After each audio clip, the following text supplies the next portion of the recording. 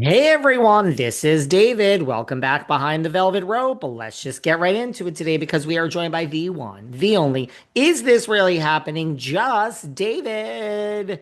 Come on in. Let's talk about RHOSLC. And if we have time, we'll talk about RHOC. Look, we just talked about RHOC yesterday. You know, was this Tamara's plan all season to take down Gretchen to I will stand by everything I said yesterday. She's a rat and she scurries and she's very good at this game, but I mean, I don't think Tamara went and I don't even know how that's possible to like all these pictures and Gretchen's claiming it's not her.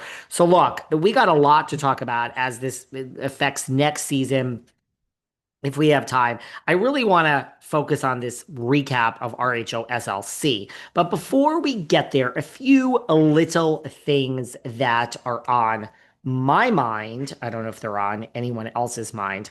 So I guess let's just quickly get New Jersey out of the way if you don't mind. Um, Look, this Teresa, again, I got to give her credit.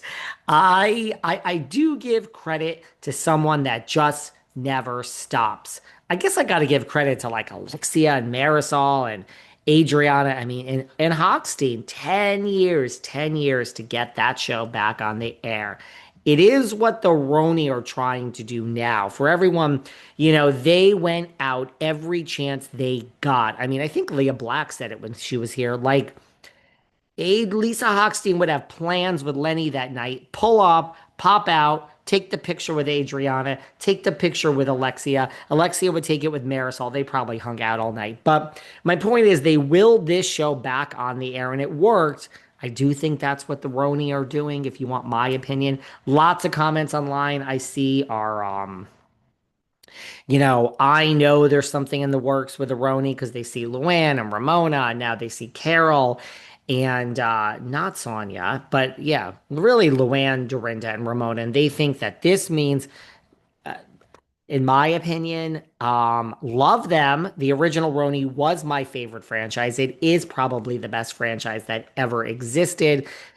They're just they're friends. They really are friends, but they're also trying to will it into existence. And it worked for Adriana and them. So I don't think we're ever going to see the original RHONY back on our screens. You guys have to understand, yes, Andy loves them.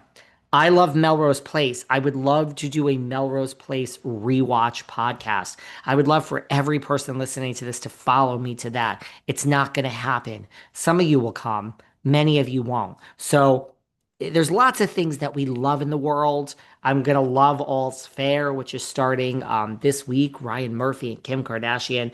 You guys don't want me to spend every show talking just about that. So just because Andy loves and is so amused that he's taking a picture of Carol and Luann and Ramon, it doesn't mean it's coming back. It's not coming back. I'm so sorry to tell everybody. I'm sorry. It's just not.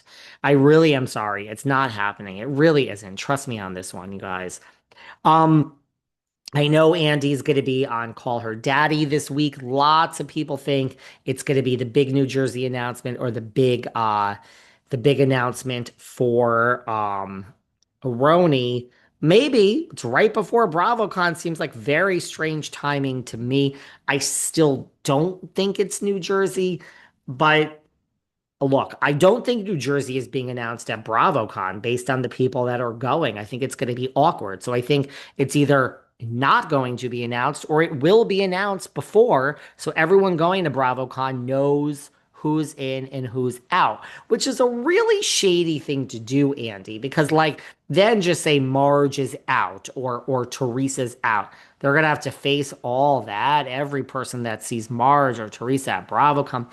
I'm so sorry to hear this. You were my favorite part. Everyone's your favorite housewife when they're standing in front of you. So in a way, it's a shady ass thing to do to someone right before BravoCon. I hope that's not what you're doing, Andy, but it is interesting that he's on call her daddy right before this is happening. It is interesting. What does that mean? I don't know. We'll see. Uh, We'll see. I still think it's not New Jersey. I think it's Rhony, but could be New Jersey. Wouldn't necessarily shock me. I think it's more likely that will be announced on Call Her Daddy than it would on at BravoCon. So let's see. Let's actually just see what happens. Interesting though. The timing is not just it's very suspect to me. So there you go. I started this whole conversation before we get to the Salt Lake recap to saying about people that don't give up. I got to give it to Teresa. I feel like Gia is now out there on the mean streets of interviews pleading for Teresa's job. Look, you got to give it to Teresa, just like the Miami girls. Well, she gave up on special forces, but man, I'm watching that shit. Oh my God. I would be heights. I don't love heights. I would do it if I had to. It's the enclosed, oh, even on traders with those coffins. But that is even better than that. One guy that was having trouble and Gia was screaming at him to go through, I think 2 weeks ago, when you were in that pipe and it's like you're in the middle and there's no way out, that would scare the fuck out of me.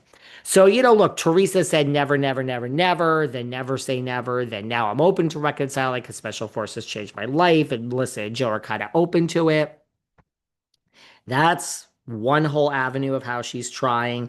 Then it comes out this whole thing with Kathy Wakili, and oh, I know. Teresa says that's not true. Okay. So now because Teresa says something, we're believing her. So, but I believe it. I believe it that it happened, Teresa. So you tried for Kathy before Melissa and Joe. So that's the second thing.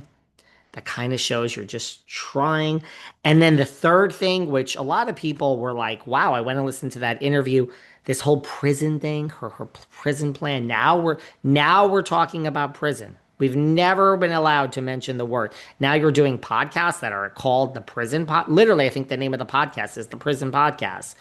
So she's tried these three things. I think the last thing is Gia. Gia's now out there doing interviews, talking about special forces, talking about next gen, and somehow gets on pleading for her mom's job. Again, I'm not knocking Teresa. I'm like, good for you for not giving up. Obviously, Gia's going to stand by her mother, but I don't know. I just see this as so obvious what's happening. So Gia's did another podcast and she was talking about the reconciliation, blah, blah, blah, blah, blah. And of course, she wants it to happen just for the sake of the kids and for peace. And, she says she's very close to my father's. Look at everyone has the same story. Gia says her and the other girls are very close to the dad's family. And it is true. They go to the Bahamas and you always see them with the cousins. So they are.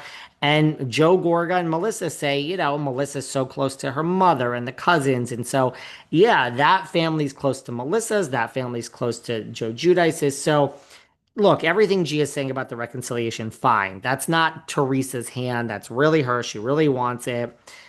She hopes there's peace. I get it, Gia. I get it all. Now, the conversation kind of turns to the future of New Jersey.